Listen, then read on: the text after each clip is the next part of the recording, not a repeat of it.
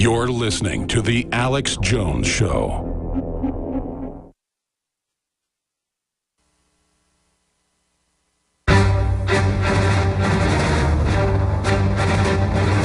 Big Brother, mainstream media, government cover-ups.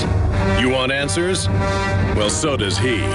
He's Alex Jones on the GCN Radio Network. And now, live from Austin, Texas, Alex Jones. Coming up at the start of the next segment, I'm going to break something down that I think is really central and really important. And I'm going to give Steve Quayle's take on it. Right now, let's continue with your calls. Let's talk to Steve in Ohio. Thanks for holding, Steve. You're on the air worldwide. Hey, hello, Alex. How's it going? Good, brother. Hey, as far as my take on what the globalist agenda is, I would go as far as to say that, you know, they are going to attack the Tea Party members, but also true patriots like me, yourself, veterans, and oath keepers alike. And if that doesn't work, then I believe that they'll go to collapsing the economy on purpose due to the fact that you can't feed your family, you can do whatever you can to feed your family. That includes going with their agenda, doing whatever they want you to do. I think that's a great point. Steve Quayle, your take on that. Thank you, Steve.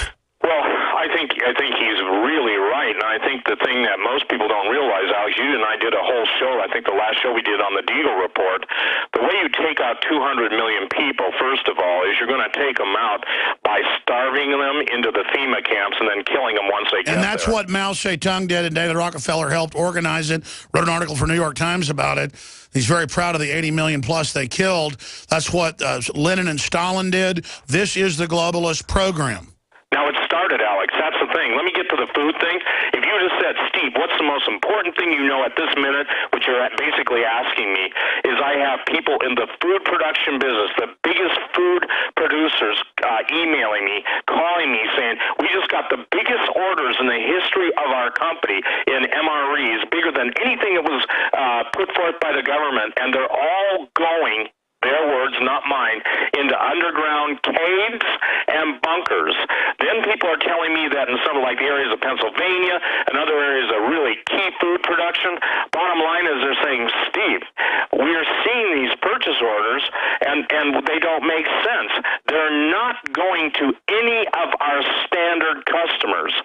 Then we fast forward, Alex, and I'm getting reports from all over the country, but first and foremost from some of the areas that are closest to these bases, okay, 236, some people say 250 underground bases in the United States, that the food is being diverted from the warehouses that basically furnish or provide all the goods to their supermarkets. The biggest supermarket in Fargo, North Dakota is having empty shelves because that people are coming in and buying everything, they're just not getting anything. So I say this, the great starving to compliance is underway. It's one thing to see rioting. It's another thing to see, people upset philosophically and rightly so.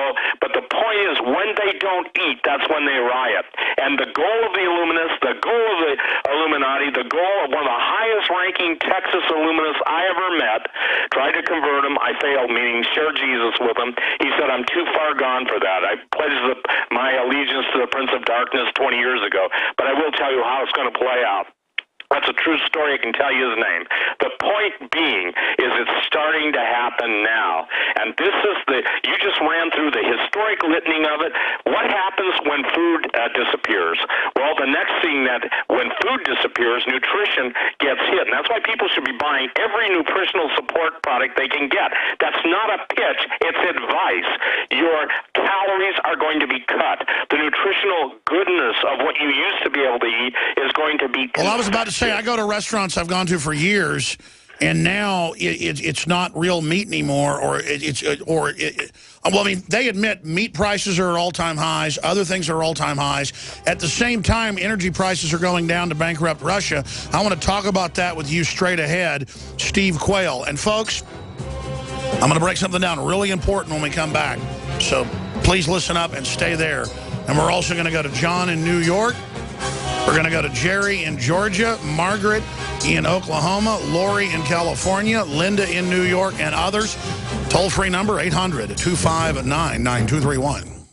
Live. We have a special rebroadcast with Billy Corgan of Smashing Pumpkins, and then William Binney, that incredible interview a month ago, where the former head of a major NSA department, number 4 in the overall organization, spilt his guts about the tyranny of the all-seeing panopticon system they're attempting to construct to control civilization and to set us upon the path to tyranny.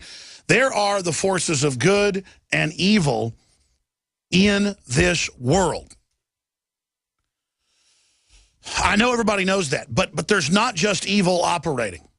But if good people will not recognize that there are bad people trying to get full control, trying to set up a planetary government so there are no nations or peoples to block it, and that it is a worldwide unified program of bad will towards humanity for total control, we don't have a hope or a prayer.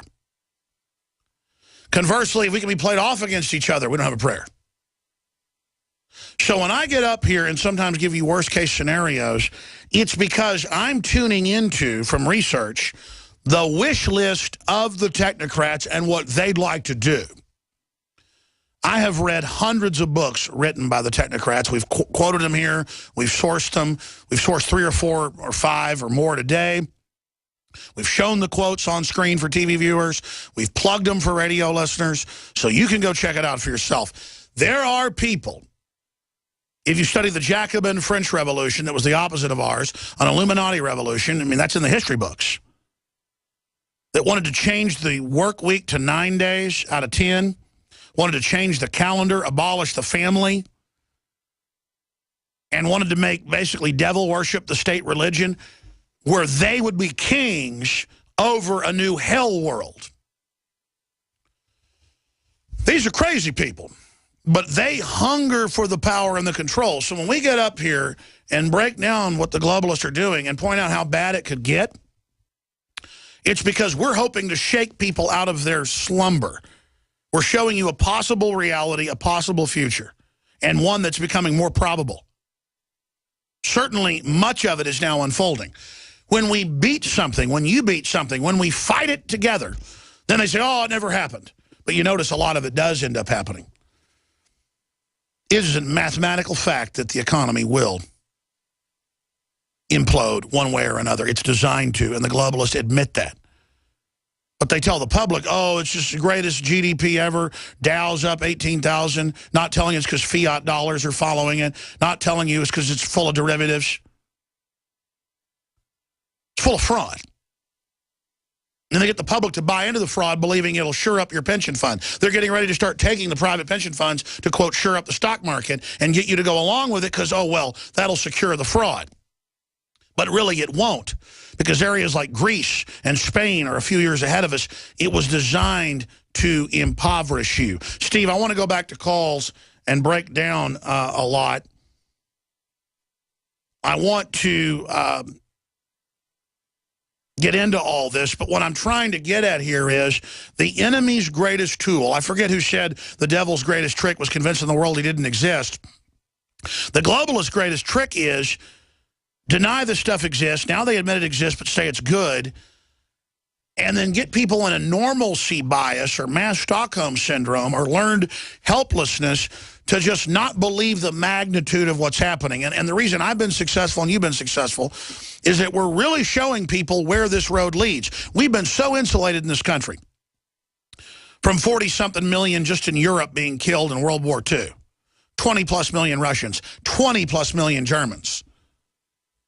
We are so, I mean, most people are dead who lived in the Great Depression in this country that was easy compared to other nations, where upwards of 50 million people were homeless and where 7 million people, major universities believe, died of malnutrition in association with starvation. That was when 90% lived in rural areas, most of them self-sufficient. Now we're 90% urban. Less than half of those, 10%, or about 5, are self-sufficient. And then the great crime in the Homeland Security is being self-sufficient as government stockpiles food and weapons. Steve Quayle, I want to go back to calls, but getting into this. Because you said something that's really critical. The people have got to understand that all the news right now, they're already being conditioned to accept the fact that, number one, robots are and the whole thing with singularity and robots and everything is designed to replace them, okay? I just have questions coming in on my email. Well, what does it mean about jobs in 2025? You'll be dead by 2025. No one's putting, maybe you've dealt with it, but no one's putting the linkage between all of the artificial intelligence, everything that's breaking on neuroscience, everything that's breaking on the Technology Minority Report. Guess what, people? That's exactly